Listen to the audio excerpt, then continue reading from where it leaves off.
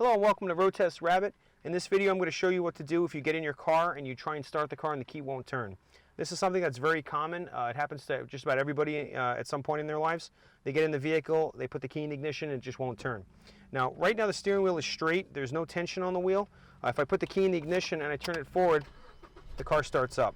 If I take the key out of the ignition and I turn the steering wheel to the left, you'll actually hear an audible click. If I turn to the left, there's an audible click. The steering wheel is now locked in this position to the left, and I can't turn to the wheel to the right at all. I can turn just a little bit to the left. If I put the key in the ignition now and I go to turn it, the key doesn't turn. I can put enough force on this that I'd actually break the key before I start the car.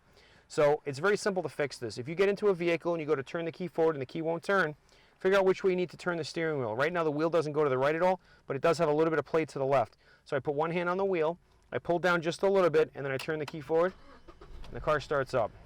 So next time you're at the mall with your friend and he can't start his car, you know what to do.